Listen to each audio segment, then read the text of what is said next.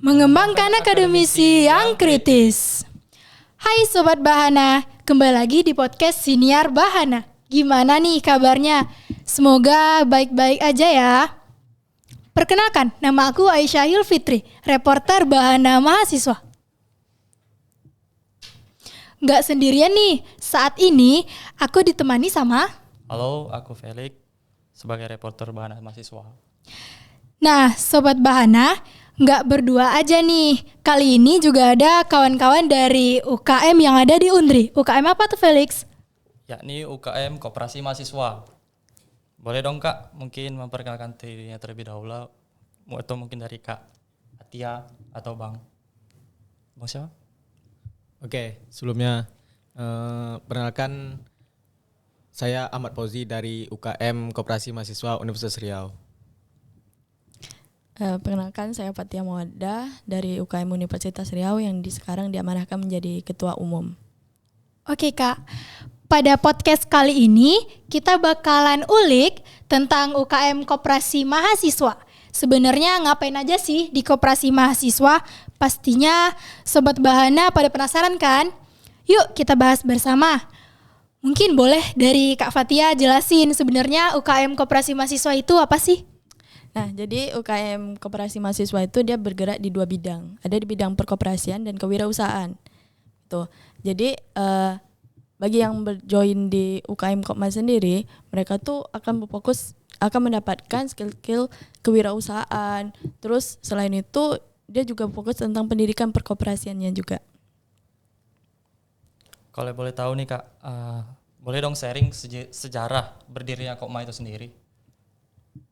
Kopma berdiri pada tanggal 12 Juli 1982. Jadi sekarang umur Kopma Undri sendiri udah 42 tahun. Untuk sejarahnya sendiri, Kopma itu didirikan oleh 5 orang pelopor, yakni nama-namanya mungkin saya juga kurang jelas juga untuk nama-nama pendirinya tuh Kak.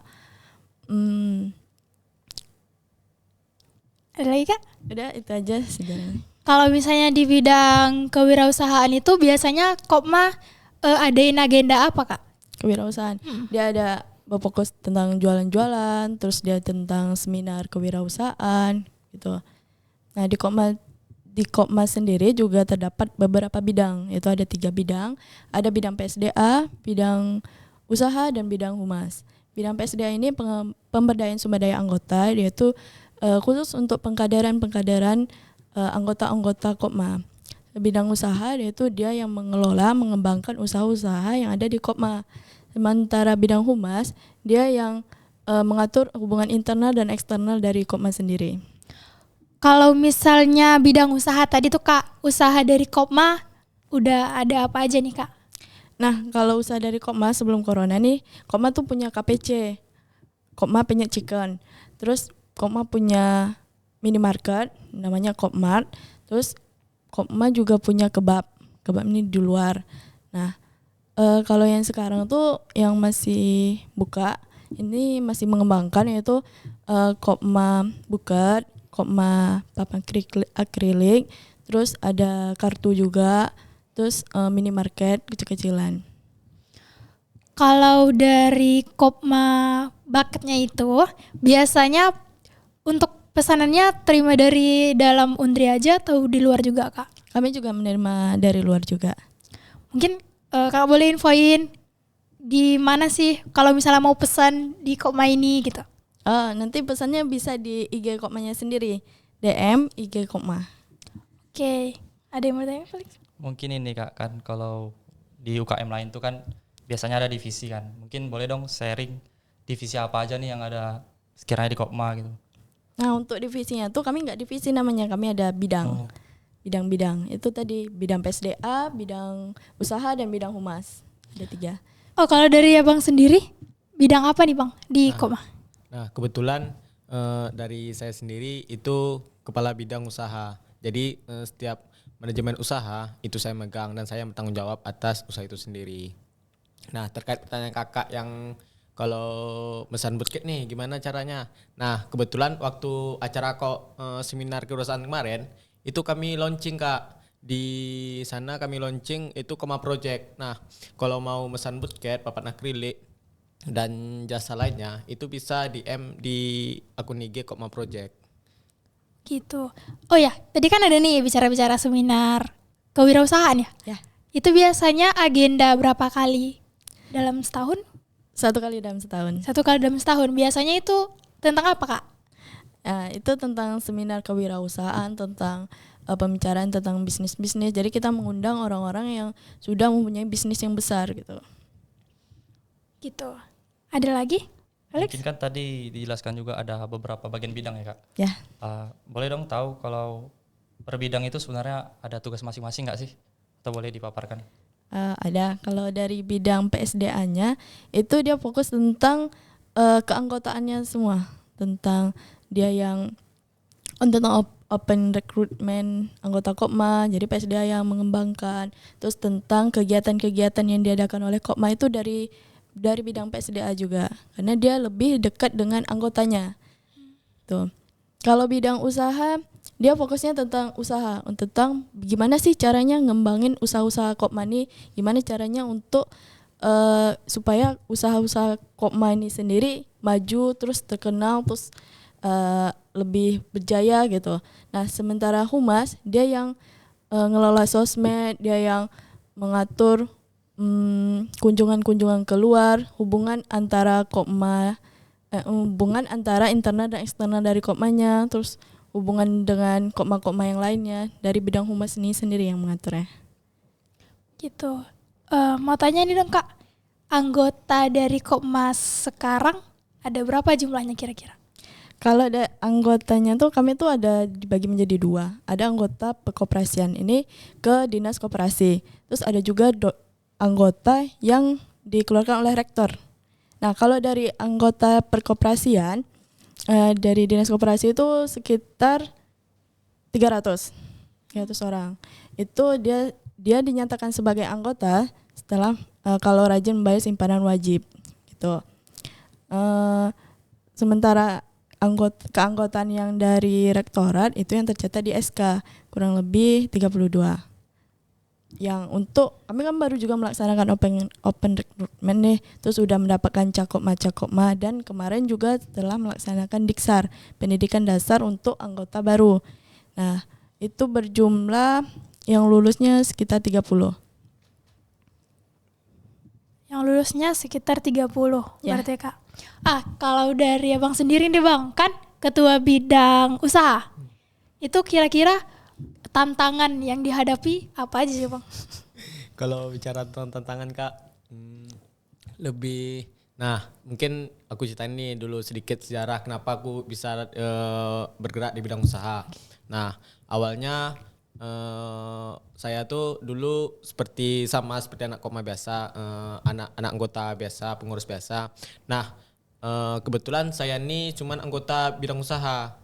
Kebetulan kabit usaha yang dulu tuh dia nih lebih pengen fokus ke proposal sempronya, pengen proposal, pengen sibuk ke kuliahnya. Jadi mau nggak mau ya gimana lah kan, terpaksa lah diamanahkan sama ketua umum dan dirapatkan tuh waktu tuh gimana bagusnya. Nah, waktu rapat ada namanya di Kopma tuh rapat triwulan, rapat 3 bulan sekali. Nah, itu ada juga alumni kan sana, jadi diamanahkan dari abang tuh, yaudah kau aja selagi kau abang lihat pun kau sering-sering di sini. Awalnya nolak kan, tetap nolak, tapi ada abang tingkat di Kopma itu tuh menasihati malam hari, itu namanya bang ke rumah, dia tuh menasihati cepat Lazi kau lah, abang yakin kali sama Fauzi itu. Mau nggak mau kan jadi bidang usaha. Nah, kalau masalah tantangan tuh lebih ke anggota kan. Fauzi kan ini itu angkatan 23 kan, angkatan 23, dan pengurus tuh sesama pun pengurus angkatan 23. Jadi kayak kalau kita tolonglah beli ini misalnya, jadi kayak masih bercanda, masih nggak bercanda, padahal kita tuh serius. Mungkin itu aja sih. Dan tantangannya tuh sesuai yang dibilang Kak Fatia tadi, ada beberapa usaha Kopma yang dulu sebelum COVID itu kayak KPC, kebab. Nah, itu tuh vakum setelah COVID. Nah, tantangannya tuh kita harus buat itu dalam jangka waktu yang dikit tuh. Kira-kira itu yang disebutkan tadi usahanya akan dikembangkan lagi, Bang? Nah, itu tuh tergantung dari sendiri, dari anggota-anggota yang turut berpartisipasi. Kan nggak mungkin juga kalau satu orang yang bergerak. Nah, jadi kami lebih fokus ke SDM-nya dulu. Kami kembangin SDM-nya dulu, baru kami bisa gerak di usahanya. Kalau dari anggota usahanya sendiri itu ada berapa, Bang, untuk menjalankan usaha ini? Nah, kalau untuk sekarang anggota usaha tuh ada sekitar 10 sampai 11 orang. 10 sampai 11 orang. Tadi kan itu udah disebutin usaha-usaha dari Kopma yang masih berjalan, yang bucket itu ya. Basket, papan akrilik, dan Kopma Mini, Kopgar. Kan nanti itu ada tuh pastinya mungkin laba atau keuntungan dari usaha itu sendiri kan Kak, Bang. Jadi itu bakal dibagi hasil kah sama? Nah, kalau pertanyaannya bagi hasil, nah mungkin sedikit nih cerita tentang koperasi. Koperasi itu dimana kita tuh bersifat sukarela. Nah, nanti usaha yang kita buat nih itu ada namanya SHU, simpanan hasil sisa hasil usaha. SHU dibagi ini itu setelah RAT. Nah, nanti belum ngumpulin uang hasil apa usaha tuh, sempat diskusi juga para inti, nanti baru dibagilah SHU itu kepada para anggota yang berkontribusi dan membayar simpanan wajib dan pokok. Berarti kalau misalnya masuk Kopma harus ada simpanan wajib dan pokok. Ya, jadi syarat masuk Kopma tuh dia ada pertama dia membayar simpanan pokok dan simpanan pokok ini dibayarnya pas pertama kali masuk Kopma. Terus simpanan wajib ini dibayar per bulannya. Nah, selain itu dia sah menjadi anggota Kopma itu setelah mengikuti pendidikan dasar keoperasian. Kalau dari simpanan pokok sama simpanan wajib ini ada besaran yang ditetapkan Kak? Ada. Itu besarnya tergantung dari ADART kami. Jadi simpanan pokok itu 50.000 tuh di awal masuk dan 5.000 per bulan simpanan wajibnya. Gitu. Ada yang mau ditanyain nggak? Mungkin ini Kak, tadi kan diceritakan kalau udah banyak juga ya bidang usaha yang di Jalan Kopma nih. Mungkin boleh dong, ada nggak sih mitra yang saat ini tuh lagi kerjasama gitu sama Kopma? Boleh dong share. Kalau mitra yang lagi kerjasama saat ini yaitu konveksi. Ada konveksi, kami kerjasama dengan konveksi tersebut. Ada lagi sih mitra yang kerjasama tuh dari Coca-Cola sama Telkomsel. Nah, Telkomsel nih salah satu mitra yang paling dekat lah sama kami tiba kan. Sampai-sampai gedung yang di depan Visip, tahu tuh kan yang awalnya tempat Kopmart itu tuh dari Telkomsel dan dari Telkomsel tuh membagi tuh ini untuk Kopma dan ini untuk apa, untuk Telkomsel. Dan dari Telkomsel pun bukan hanya itu, Telkomsel juga mengamanahkan kartu vouchernya. Jadi dari Telkomsel pun kami dilatih nih untuk di berusaha. Kalau kamu jualin kartu ini nanti ada pembagian SAU gitu ya mereka. Itu kalau boleh tahu udah lama ya Bang jalin dengan mitra tuh? Dari Telkomsel udah lama. Telkomsel lama. Dari Coca-Cola, Telkomsel, dan dulu sempat saya baca juga di buku RAT tahun lalu. Itu tuh dulu Kopma sempat bekerjasama sama Indogrosir dan lain sebagainya.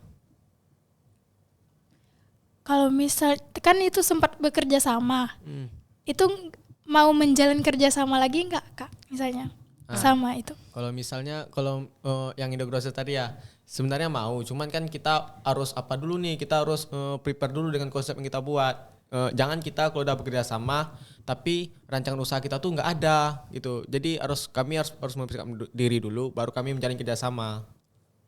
Oke. Aku mau nanya ini, agenda-agenda yang ada di Kopma mungkin setiap tahun atau ada agenda setiap minggunya? Boleh? Dua. Kak Abang? Kakak dulu lah. Jadi untuk agenda setiap tahunnya tuh agenda yang gimana Kak? Ya mungkin yang dari program kerja ada program kerja wajibnya kayak seminar kewirausahaan tadi gitu. Kalau agenda wajibnya tuh ada kalau yang tahun ini lah ya Kak. Kalau tahun ini kami ada pelatihan-pelatihan, yaitu ada pelatihan yang telah terlaksana tuh pelatihan kompetensi, yaitu untuk mengembangkan skill dari anggota koperasi sendiri. Nah kalau kemarin kami buat pelatihan kompetensi papan akrilik. Jadi anggota-anggota ini mereka belajar gimana sih caranya pembuatan papan akrilik nih, gimana sih caranya membuat agar papan ini tersusun dengan rapi, tetap bersih dan bisa untuk dijual gitu. Nah, selain itu kami ada tentang lupa. Nah, sedikit nambahin nih masalah agenda ya. Nah, mungkin aku posisi bahasnya dari ini dulu, dari PSDA. Nah, dari PSDA itu sendiri agendanya itu ini kalau agenda tahunan tuh ada namanya Jambore Koperasi Nasional. Nah, Jambore Koperasi Nasional ini adalah suatu event yang diadain forum komunikasi Kopmas Indonesia. Nah, Jambore Koperasi Nasional ini menyangkut kita tuh nggak hanya kenalan nih sama Kopma-Kopma di luar, tapi kita diadain event juga sama mereka. Kalau tahun ini tuh ada 6 lomba yang dimana esai, debat, business plan, video karta sama video putra putri Jam Kopnas. Nah, kalau agenda selanjutnya itu ada namanya kelas koperasi. Kelas koperasi itu kita kenalin nih sama, kan kalau di Diksar nih kan pendidikan dasar dengan koperasian, tapi mereka kayak pasti masih ngambang-ngambang lah gitu kan. Nah, di kelas koperasi juga mereka tuh dimatangin apa itu koperasi, sejarah koperasi dan ART, AD itu harus dijelasin. Nah, itu terus ada namanya kelas kebendaraan. Nah, kelas kebendaraan nih kan kita sebagai anggota nih. Dan di prinsip Koma itu ada namanya SHU. Itu tuh bersifat wajib kan, wajib dibagi ke anggota. Nah, kalau anggota ingin mengetahui dia tahu berapa rep SHU, itu tuh harus ngikutin kelas kebendaraan. Jadi dia tuh paham akan cara kerja dari kebendaraan itu sendiri. Ini salah satu meminimalisir yang pengsalahgunaan keuangan. Nah, kalau agenda selanjutnya itu ada kelas kesekretariatan, terus kunjungan eksternal dan internal, dan temu ramah, dan pelatihan kompetensi serta seminar tadi. Kalau boleh tahu itu kan kebanyakannya untuk internal ya Kak, Ya. antara anggota. Siapa tahu Sobat Bahana nih kepo, pengen ikutan seminarnya untuk umum. Itu biasanya agendanya apa aja yang untuk umum? Nah, kalau untuk umum tuh sebenarnya seminar tuh bukan untuk internal, itu tuh eksternal. Itu terbuka untuk umum kemarin tuh. Nah, kalau untuk umum selanjutnya itu ada makrab internal ya. Kalau untuk yang umumnya mungkin yang di Talkshow Bisnis, kalau kemarin kan namanya Talkshow Bisnis masa depan. Nah, kalau rencananya untuk tahun depan tuh akan jadi Kopma Unriver. Nah, jadi di sini tuh akan mengadakan lomba-lombanya tentang kewirausahaan, tentang esai, bisnis plan dan lain-lain yang bersangkutan dengan pekoperasian dan kewirausahaan gitu. Nah, jadi kalau Sobat Bahana pengen ikut join, jadi boleh nih pantau IG Kopmanya. Mungkin tahun depan kita bakalan ngadain Kopma Unriver. Ya.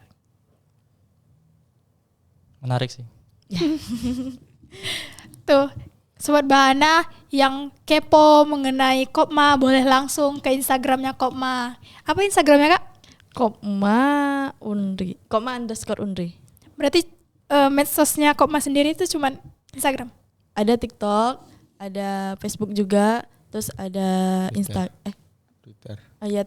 Twitter. Ini mungkin terakhir sebelum ditutup.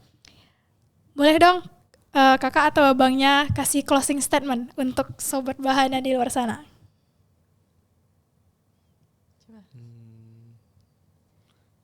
Nah, bagi teman-teman Bahana yang punya nih ide-ide usaha tapi nggak tahu cara itu ada kendala di modal, di nggak ada partner teman, nah bisa nih join ke Koperasi Mahasiswa Unri. Nah di Koperasi Mahasiswa Unri teman-teman di backup dan dimodalin serta dapat teman-teman yang sama-sama minat di bidang usaha.